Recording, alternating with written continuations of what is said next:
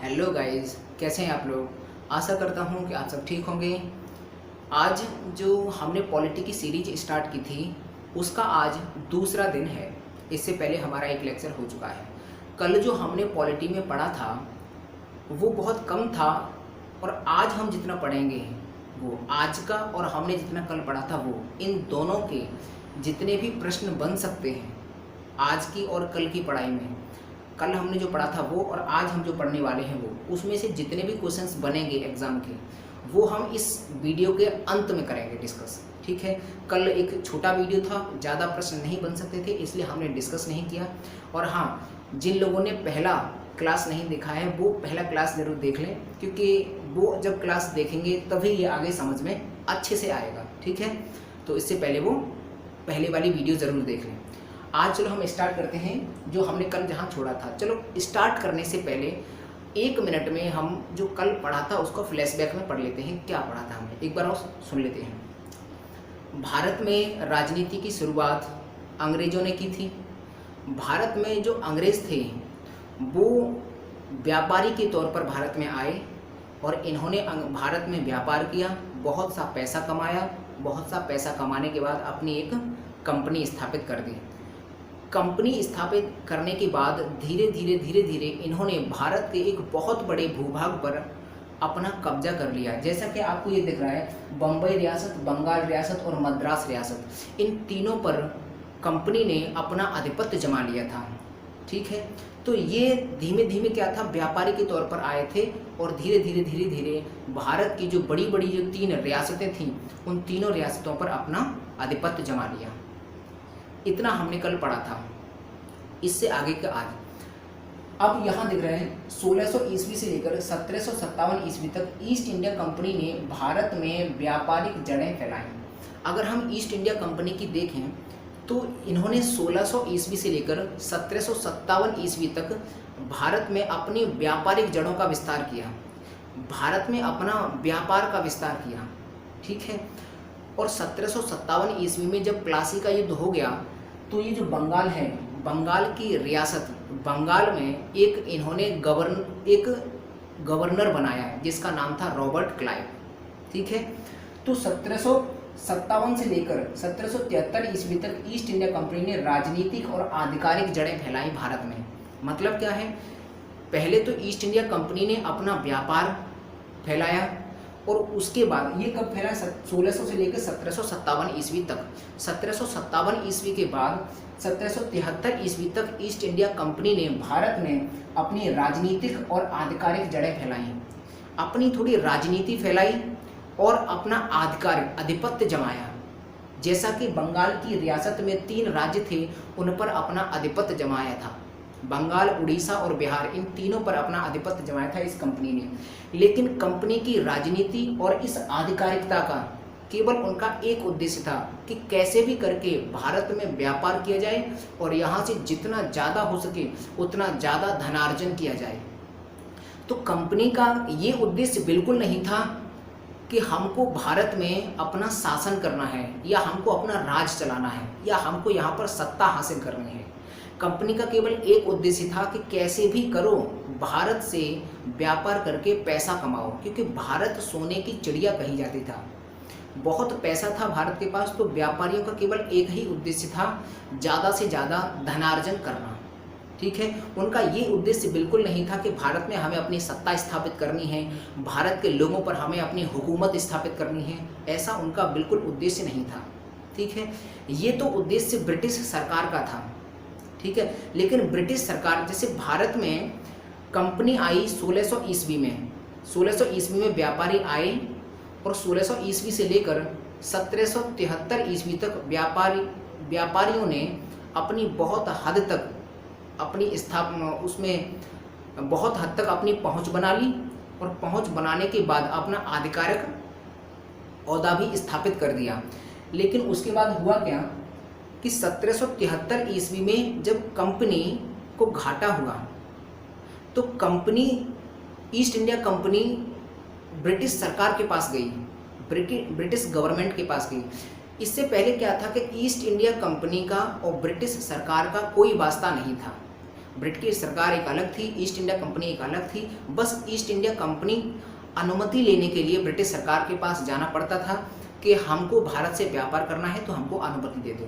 लेकिन जब 1773 ईस्वी में कंपनी को घाटा हुआ तो ब्रिटिश ईस्ट इंडिया कंपनी का जो बोर्ड ऑफ डायरेक्टर था वो ब्रिटिश क्राउन के पास गया, ब्रिटिश सरकार के पास गया और उन्होंने इस दरख्वास्त को किया कि हमारी कंपनी को हुआ है घाटा तो आप हमारी मदद करें।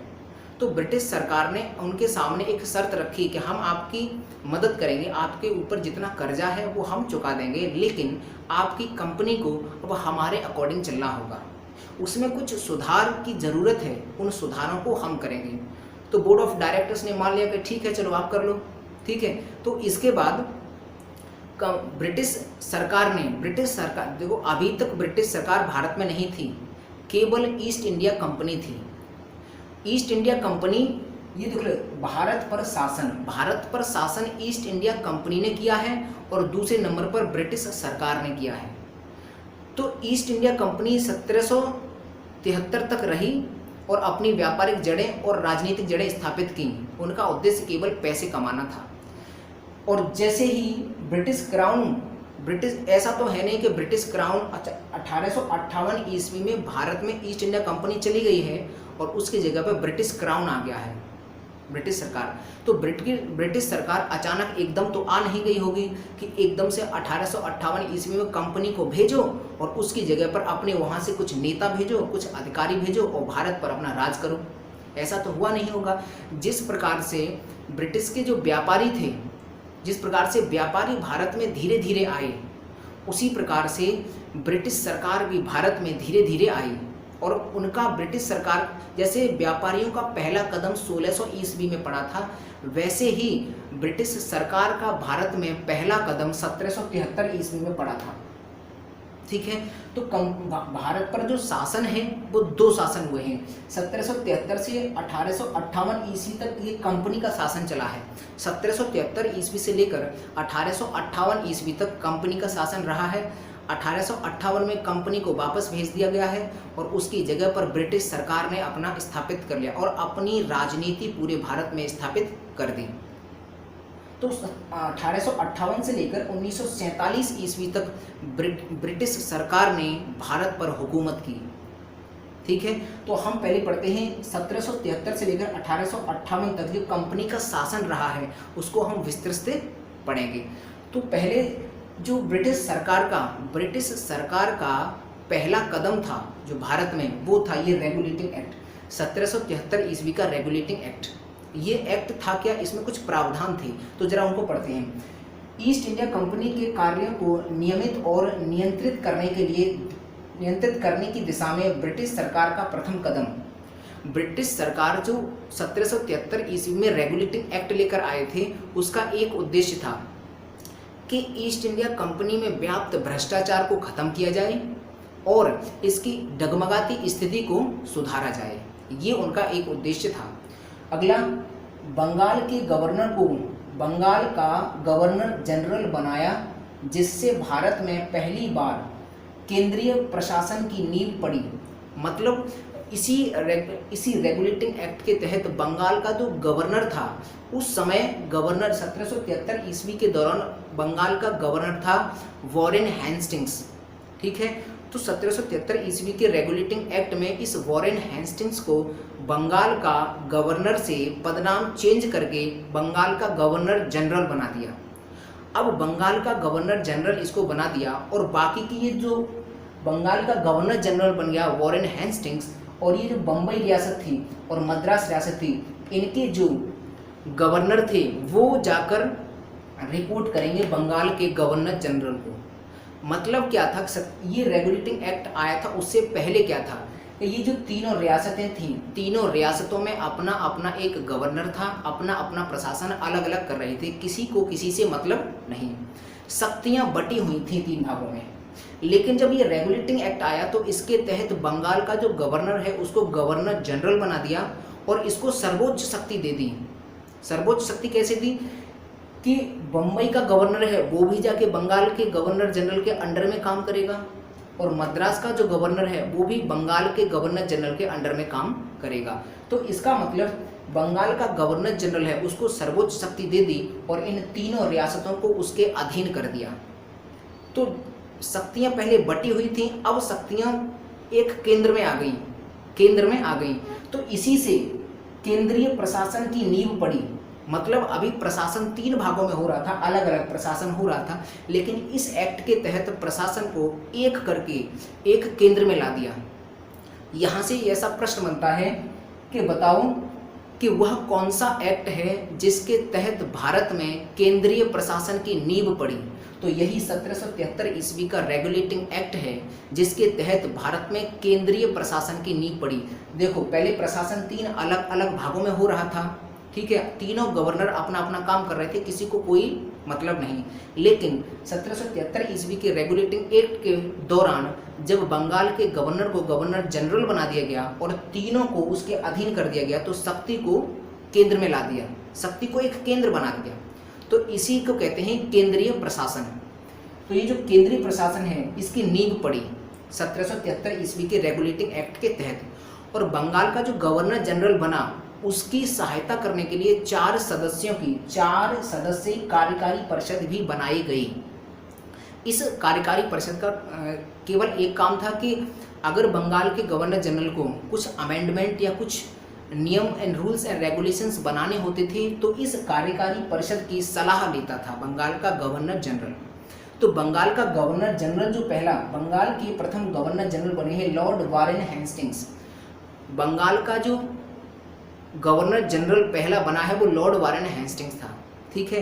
अगर प्रश्न ऐसे आए कि बंगाल का अंतिम गवर्नर कौन है तो वो लॉर्ड वारेन हेस्टिंग्स, और यही बंगाल का प्रथम गवर्नर जनरल बना है क्योंकि इसी के शासनकाल में ये आया था 73 का रेगुलेटिंग एक्ट, ठीक है। अगला पॉइंट, 1774 ईस्वी में कलकत्ता में एक सर्वोच्च न्यायालय की स्थापना की।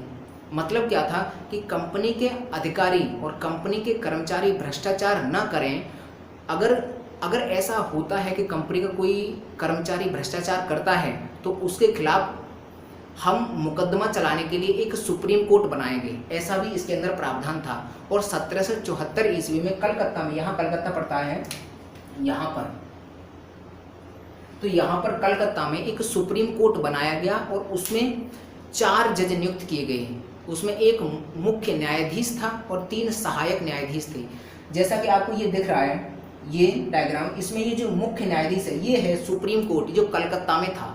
कलकत्ता में जो सुप्रीम कोर्ट स्थापित किया था 1774 ईस्वी में, इस एक्ट के तहत उसका केवल एक ही उद्देश्य था कि कंपनी के कर्मचारी किसी भी तरह से भ्रष्टाचार न करें, ठीक है। और ये जो सुप्रीम कोर्ट आया, इस सुप्रीम कोर्ट में 4 जज थे, एक मुख्य न्यायाधीश था और 3 सहायक न्यायाधीश थे। तो जो मुख्य न्यायाधीश था, प्रश्न ऐसे आता है कि 1774 ईस्वी में जो कलकत्ता में सर्वोच्च न्यायालय बनाया गया, उस सर्वोच्च न्यायालय का पहला मुख्य न्यायाधीश कौन था? तो ये जो पहला मुख्य न्यायाधीश दिख रहा है वो है सर एलिजा एम्बे। सर एलिजा एम्बे ये पहला मुख्य न्यायाधीश है, ठीक है, इसको याद रख लेना।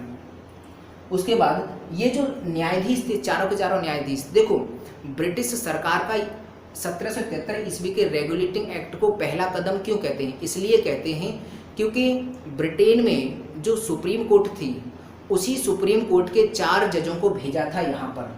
तो ये जो ये चारों के चारों कौन थे? सरकार के ही तो थे। तो सरकार के आदमी अब भारत में आ गए और सरकार में एक सुप्रीम कोर्ट बना, वो ब्रिटिश सरकार ने भेजा था। तो इसी कारण कहा जाता है कि जो ब्रिटिश सरकार का भारत में जो पहला कदम है, भारत में एंट्री हुई है, इसी सुप्रीम कोर्ट की सहायता से हुई है। इसी में ब्रिटिश सरकार के कुछ मेंबर्स आए थे। तो यही ब्रिटिश सरकार का भारत में पहला कदम माना जाता है। अगला पॉइंट देखते हैं, ईस्ट इंडिया कंपनी के कर्मचारियों को भारतीय लोगों से उपहार व रिश्वत लेना प्रतिबंधित कर दिया। मतलब और इसी एक्ट के तहत ये भी कहा गया कि ईस्ट इंडिया कंपनी का कोई भी कर्मचारी भारतीय लोगों से न तो कोई उपहार लेगा और ना ही कोई रिश्वत लेगा, ठीक है। अब ये किया गया, ये जो सर्वोच्च न्यायालय था, जब ये एक्ट आ गया और पारित हो गया, उसके बाद ब्रिटिश सरकार के सामने एक बहुत बड़ी समस्या उठ खड़ी हुई, क्योंकि इस सुप्रीम कोर्ट में कर्मचारियों के खिलाफ इतने मुकदमे आने स्टार्ट हुए कि उनको सॉल्व करना नामुमकिन था। तो सरकार ने देखा, और जो बोर्ड ऑफ डायरेक्टर्स था कंपनी का, उसकी निगाहें भी सरकार के प्रति तिरछी होने लगी थी। इसलिए क्योंकि बोर्ड ऑफ डायरेक्टर्स को ऐसा लग रहा था कि कहीं ना कहीं कंपनी को संचालित करने के लिए जब तक कर्मचारी सही से काम नहीं करेंगे तब तक कंपनी कभी बढ़ नहीं सकती है। और कंपनी के कर्मचारियों के खिलाफ लगातार ये सुप्रीम कोर्ट में याचिकाएं दायर हो रही हैं, तो इससे कंपनी के कर्मचारी ना तो अच्छे से काम कर पाएंगे और ना ही कंपनी ग्रो कर पाएगी। तो इस कारण से कंपनी का जो बोर्ड ऑफ डायरेक्टर था उसकी निगाहें वो थोड़ा नाखुश था सरकार से। सरकार को जब ये महसूस हुआ कि बोर्ड ऑफ डायरेक्टर्स हमसे थोड़ा नाखुश है, तो उन्होंने ये सोचा कि अगर हमसे नाखुश रहेगा तो हमें एक बार फिर अलग होना पड़ेगा। हम अपनी जो पैठ बनाना चाहते हैं भारत में वो कभी नहीं बना सकते। तो हमें बोर्ड ऑफ डायरेक्टर को किसी भी प्रकार से नाखुश नहीं करना है। तो इसीलिए 1773 ईस्वी के रेगुलेटिंग एक्ट में संशोधन के तौर पर एक और एक्ट लेकर आई। ब्रिटिश सरकार एक और एक्ट लेकर आई जो 1781 ईस्वी में आया। 1781 ईस्वी का संशोधन अधिनियम बोलते हैं इसको, 1781 ईस्वी का संशोधन अधिनियम। इसके तहत क्या किया गया, ये आया इसलिए इन्होंने कहा था कि ये हम अधिनियम इसलिए ला रहे हैं कि 1773 ईस्वी का जो रेगुलेटिंग एक्ट था उसमें कुछ कमियां रह गई थी, उन कमियों को संशोधन करना चाहते हैं, इसलिए हम एक और एक्ट लेके आ रहे हैं। लेकिन सरकार का इसमें उद्देश्य था कि कैसे भी करके बोर्ड ऑफ डायरेक्टर को खुश कर देना, ठीक है, और इस कंपनी में के कर्मचारियों को थोड़ा सा रिलीज कर देना कि उनके खिलाफ ये याचिकाएं दायर ना हो ज़्यादा, तो वो अपना काम अच्छे से कर सकें। तो इसलिए वो 1781 ईस्वी में एक संशोधन अधिनियम लेकर आए, ठीक है। तो अब हम पढ़ेंगे 1781 का संशोधन अधिनियम। वो संशोधन किस में किया गया था, इसी 1773 ईस्वी के रेगुलेटिंग एक्ट में, ठीक है। तो इससे पहले आप इसका स्क्रीनशॉट लो, उसके बाद हम संशोधन अधिनियम के बारे में जानकारी बनेंगे। तो चलिए स्क्रीनशॉट लीजिए। तो चलिए अब 1781 का संशोधन अधिनियम समझ लेते हैं। संशोधन अधिनियम क्या था, ये संशोधन अधिनियम क्यों आया था। 1773 ईस्वी का जो हमारा रेगुलेटिंग एक्ट था उस एक्ट में कुछ संशोधन किए गए थे, ठीक है। तो उस संशोधन के अकॉर्डिंग ये संशोधन अधिनियम लाया गया। इस संशोधन अधिनियम का दूसरा नाम होता है बंदोबस्त कानून। इसी को बंदोबस्त कानून के नाम से भी जानते हैं। ये जब लिख रहा है बंदोबस्त कानून, ये इसका नाम दूसरा नाम से भी जानते हैं। अब देख लेते हैं इसमें क्या है। गवर्नर जनरल तथा काउंसिल को एससी, इस एससी का मतलब होता है सुप्रीम कोर्ट, सर्वोच्च न्यायालय। गवर्नर जनरल की काउंसिल को सर्वोच्च न्यायालय के क्षेत्राधिकार से मुक्त कर दिया गया। इसके अंतर्गत जो पहला काम हुआ वो क्या किया गया कि जो गवर्नर जनरल था, गवर्नर जनरल और उसकी काउंसिल को सुप्रीम कोर्ट के क्षेत्राधिकार से अलग कर दिया। मतलब अब सुप्रीम कोर्ट में ना तो गवर्नर जनरल के खिलाफ कोई याचिका दायर हो सकती है, ना ही उसकी काउंसिल के किसी मेंबर के खिलाफ याचिका दायर हो सकती है। पहला पॉइंट ये किया गया, ठीक है। अगला पॉइंट, कंपनी के कर्मचारियों को उनके कार्य करने के दौरान की गई कार्यवाहियों को भी सुप्रीम कोर्ट के क्षेत्राधिकार से मुक्त कर दिया गया। मतलब क्या है, कार्यवाहियों को, मतलब क्या है कि कंपनी के जितने कर्मचारी थे उतने सभी कर्मचारियों के लिए अगर कर्मचारी कार्य के दौरान कोई भी अगर क्रिया करते हैं, कोई भी एक्टिविटी करते हैं, तो उस एक्टिविटी के खिलाफ सुप्रीम कोर्ट में याचिका दायर नहीं हो सकती। ये भी एक इसका पॉइंट था। अब इसका ये पॉइंट इसलिए उन्होंने इंक्लूड किया था ताकि जो बीओडी है वो थोड़ी हमसे खुश हो जाए, क्योंकि उन्हें बीओडी को लगता था कि कहीं ना कहीं सरकार जो है, ब्रिटिश सरकार, वो हमें कहीं ना कहीं रेस्ट्रिक्ट कर रही है, हमें अपने कार्यों को सही ढंग से संचालित नहीं कर पा रहे हैं। क्यों? क्योंकि हमारे ऊपर सुप्रीम कोर्ट है। अब इसके तहत ये जो अधिनियम आया है, इसके तहत क्या किया कि सुप्रीम कोर्ट से इन कर्मचारियों के किसी भी कार्य के प्रति कोई याचिका दायर नहीं की जाएगी, ऐसा इसमें कहा गया। ये दूसरा जो पॉइंट है। अगला पॉइंट, राजस्व वसूली को भी सुप्रीम कोर्ट के क्षेत्राधिकार से मुक्त कर दिया। मतलब जो राजस्व वसूली किया करते थे लोग, कंपनी के जो कर्मचारी जो राजस्व वसूली किया करते थे, उसके खिलाफ भी सुप्रीम कोर्ट में कोई याचिका दायर नहीं की जा सकती, ऐसा भी इस अधिनियम के तहत कहा गया। ठीक है, अगला जो पॉइंट है, कलकत्ता के सभी निवासियों को सुप्रीम कोर्ट के अधीन कर दिया गया। देखो, कलकत्ता के जितने पहले क्या था कि सुप्रीम कोर्ट में केवल उन्हीं के प्रति याचिका दायर होगी जो कंपनी के लिए सुप्रीम कोर्ट बनाया गया था, जनता के लिए नहीं। जनता का कोई भी मामला या जनता के खिलाफ कोई भी याचिका सुप्रीम कोर्ट में दायर नहीं थी। लेकिन इस एक्ट के तहत जो कलकत्ता की जनता थी, उस पूरी जनता को उस सुप्रीम कोर्ट के क्षेत्राधिकार के अंतर्गत कर दिया। मतलब अब उस जनता का कोई भी मैटर होगा वो सुप्रीम कोर्ट में देखा जाएगा। तो धीमे धीमे देखो, पहले ब्रिटिश सरकार इस सुप्रीम कोर्ट की सहायता से भारत में आई, अब इसने अपने अधीन कलकत्ता को ले लिया, कलकत्ता की जनता को अपने अधीन कर लिया। ठीक है, अब देखो यही देखा जाता है कि ब्रिटिश सरकार कैसे धीमे धीमे अपने पैर पसार रहा है भारत के अंदर। तो ये जो है कलकत्ता के सभी निवासियों को सुप्रीम कोर्ट के अधीन कर दिया गया। इसके तहत इससे पहले क्या था कि कंपनी के कर्मचारियों के प्रति कोई याचिका दायर की जा रही है, भारत के लोगों के खिलाफ कोई नहीं। ठीक है, लेकिन अब भारत के लोगों को भी कलकत्ता के लोगों को भी इसमें शामिल कर दिया गया। अब उनके खिलाफ याचिका दायर होगी और वो याचिका सुप्रीम कोर्ट में सुनी जाएगी। ठीक है, इसका मतलब धीरे धीरे ब्रिटिश सरकार अपना पैर पसार रही है। अब देखते हैं, इसके बाद आया है 1784 ईस्वी का पिट्स इंडिया एक्ट। 1784 ईस्वी का जो पिट्स इंडिया एक्ट है वो तत्काल प्रधानमंत्री पिट्स लेकर आए थे। तत्काल प्रधानमंत्री थे ब्रिटेन के पिट्स, वो पिट्स इस एक्ट को लेकर आए। तो जैसे ब्रिटेन के तत्काल प्रधानमंत्री पिट्स इस एक्ट को लेकर आए थे। इस एक्ट में क्या कहा है, भारत में पहली बार द्वैध शासन लागू किया गया। भारत में पहली बार द्वैध शासन, पहली बार ऐसा हुआ कि द्वैध शासन लागू किया गया। द्वैध शासन क्या होता है, ये जो प्रशासन था, अभी प्रशासन को कौन देख रहा था, भारत में केवल जो बीओडी थी वही इस प्रशासन को देख रही थी। लेकिन अब क्या किया ब्रिटिश सरकार ने, इन पिट्स ने इस एक्ट के तहत कि जो प्रशासन था उसको दो भागों में बांट दिया। प्रशासन है उसको व्यापारिक कार्य और राजनीतिक कार्य में बांट दिया। इन्होंने कहा कि जो प्रशासन है उसको दो भागों में हम बांट देते हैं, एक में रख देते हैं व्यापारिक कार्य और एक में रख देते हैं राजनीतिक कार्य। ठीक है, और इन्होंने ये कहा कि पहले जो बीओडी था, बोर्ड ऑफ डायरेक्टर्स, बीओडी, ये व्यापारिक संस्था बीओडी, ये बीओडी क्या करता था, कंपनी में व्यापार ही तो क्या करता था, इसका मतलब ये व्यापारिक कार्य बहुत अच्छे से देख सकता है। इसलिए ये जो व्यापारिक कार्य था इसका पूरा कार्यभार इस बीओडी को दे दिया गया। और जो राजनीतिक कार्य था, राजनीतिक कार्यों का कार्यभार के लिए एक नया बोर्ड गठित किया जिसका नाम था नियंत्रण board, BOC, board of control. ये नियंत्रण बोर्ड का गठन किया गया। ये अब क्या करेगा, अब ये राजनीतिक कार्य देखेगा। और ये जो नियंत्रण बोर्ड था वो ब्रिटिश गवर्नमेंट के ही लोग थे। तो देखो ब्रिटिश गवर्नमेंट का एक और कदम, ये देख लो, नियंत्रण बोर्ड, और इसमें पूरे के पूरे जितने लोग थे, इसमें नियंत्रण बोर्ड में कितने सदस्य, 6। इस नियंत्रण बोर्ड में 6 सदस्य थे।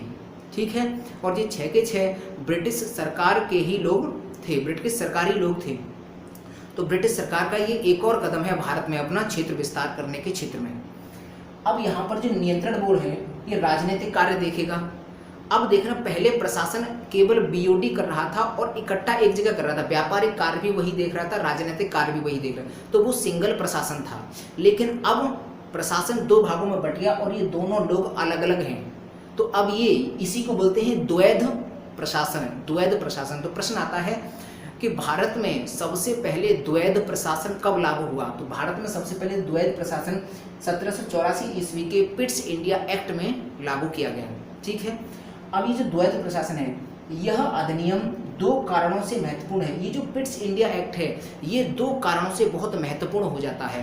पहला कारण इसका पहला क्या, भारत में कंपनी के अधीन क्षेत्र को पहली बार ब्रिटिश आधिपत्य का क्षेत्र कहा गया। मतलब कंपनी के अधीन जितना भी क्षेत्र था भारत में, मतलब कंपनी जितने क्षेत्र में फैली थी भारत में, उस क्षेत्र को पहली बार ब्रिटिश आधिपत्य का क्षेत्र कहा गया। ये कहा गया कि ये क्षेत्र ब्रिटिश सरकार का है, ये पहली बार हुआ। तो प्रश्न यहाँ से बनता है कि बताओ कि ये जो है कंपनी के अधीन क्षेत्र को पहली बार कब ब्रिटिश आधिपत्य का क्षेत्र कहा गया। तो ये कहा गया था 1784 के पिट्स इंडिया एक्ट में।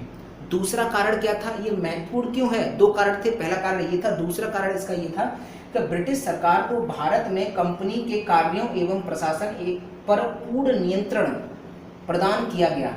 जो ब्रिटिश सरकार थे, जो मैंने कहा ब्रिटिश सरकार को कंपनी पर पूर्ण नियंत्रण मिल गया इसी एक्ट के तहत। इसमें क्या किया गया कि कंपनी के जितने भी कार्य होंगे वो अब ब्रिटिश सरकार के अंतर्गत होंगे। इन कार्यों की सारी जानकारी ब्रिटिश सरकार को दी जाएगी। ठीक है। दूसरा काम, प्रशासन पर पूर्ण, और प्रशासन पर तो पूर्ण नियंत्रण हो ही गया। क्यों? क्योंकि प्रशासन को कौन देख रहा है, नियंत्रण बोर्ड, और ये बोर्ड है कौन, ब्रिटिश सरकार के ही कुछ सरकारी अधिकारी हैं जो इस नियंत्रण बोर्ड को चला रहे हैं। तो यहाँ आपने देखा होगा कि किस तरह से ब्रिटिश सरकार अपनी शक्ति बढ़ाती जा रही है और बीओडी की शक्ति, जो आपका जो कंपनी है, कंपनी की शक्ति घटाती जा रही है।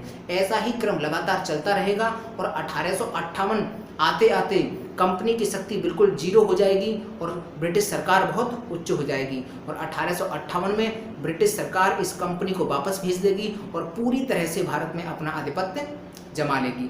ये है आज का हमारा, हमने आज 3 एक्ट डिस्कस किए। चलो अब यहाँ से किस तरह से प्रश्न बन सकता है उनको डिस्कस कर लेते हैं।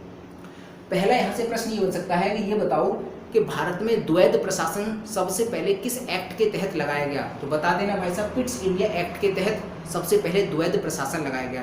पिट्स इंडिया एक्ट के दौरान ब्रिटेन का प्रधानमंत्री कौन था, तो वो था पिट्स। ठीक है। प्रश्न आ सकता है कि जो ये बताओ कि पिट्स इंडिया एक्ट के तहत जो प्रशासनिक कार्य था वो कौन देख रहा था, बोर्ड ऑफ कंट्रोल, नियंत्रण बोर्ड। प्रश्न ऐसे आ सकता है कि नियंत्रण बोर्ड में कितने सदस्य थे, तो 6 सदस्य थे। ठीक है। प्रश्न ऐसे आ सकता है कि ये बताइए कि कंपनी के क्षेत्र को ब्रिटिश आधिपत्य का क्षेत्र पहली बार कब कहा गया था, तो कहा गया था 1784 ईस्वी के पिट्स इंडिया एक्ट में। प्रश्न ऐसे बन सकता है कि ये बताइए कि बंदोबस्त कानून कब आया था, तो बंदोबस्त कानून 1781 ईस्वी संशोधन अधिनियम। प्रश्न ऐसे बन सकता है कि बंदोबस्त कानून क्यों आया था, 1773 ईस्वी का जो रेगुलेटिंग एक्ट है उसमें कुछ संशोधन करने के लिए बंदोबस्त कानून आया था। ठीक है। अब ऐसे बन सकता है कि बंदोबस्त कानून के तहत निम्न में से क्या किया गया। अब कुछ स्टेटमेंट और कथन ऐसे दे सकता है। पहला कथन ये है, कलकत्ता के सभी निवासियों को सुप्रीम कोर्ट का अधीन कर दिया, पहला स्टेटमेंट। दूसरा स्टेटमेंट, राजस्व वसूली को भी सुप्रीम कोर्ट के क्षेत्राधिकार से मुक्त कर दिया गया, दूसरा पॉइंट कर देगा। तीसरा पॉइंट ये कर देगा कि गवर्नर जनरल तथा काउंसिल को सुप्रीम कोर्ट के क्षेत्राधिकार से मुक्त कर दिया। बताओ कौन से स्टेटमेंट ठीक है, पहला, दूसरा, तीसरा, तीनों ठीक है या 2 ठीक है कि 1 ठीक है कि कैसे, तो तीनों ठीक है। इस तरह से यहाँ से प्रश्न बन सकता है। इससे पहले हमने 1773 ईस्वी का पिट्स इंडिया रेगुलेटिंग एक्ट पढ़ा है, तो उसमें हम ये देखेंगे, उससे वहाँ से प्रश्न बन सकता है कि ये बताओ कि सबसे पहले कंपनी पर सरकार का आधिपत्य कब हुआ, मतलब सबसे पहले जो आपका रेगुलेटिंग एक्ट है उस रेगुलेटिंग एक्ट के तहत सबसे पहले ब्रिटिश सरकार भारत में एंट्री की। तो यहाँ से ऐसे प्रश्न बन सकता है कि ब्रिटिश सरकार का जो रेगुलेटिंग एक्ट था वो किस लिए था, उसका केवल एक ही कारण था कि कंपनी के भ्रष्टाचार को समाप्त करना। ठीक है। इस तरह से यहाँ से प्रश्न बनेंगे, और भी प्रश्न बन सकते हैं, आप इसको देख लेंगे। तो यहाँ से आज हमने केवल 3 एक्ट पढ़े हैं और इससे आगे जितने भी एक्ट हैं वो हम धीमे धीमे पढ़ते जाएंगे। आज ये दूसरा दिन था और कल ऐसे ही हमारा रेगुलर सीरीज चलती रहेगी। आशा करता हूँ कि आपको ये समझ में आ रहा होगा। अगर समझ में आ रहा हो तो चैनल को सब्सक्राइब करें और अपने दोस्त को भी शेयर कर सकते हैं। ठीक है। तो लगातार इस तरह से हमसे जुड़े रहिए और पढ़ते रहिए। नमस्कार।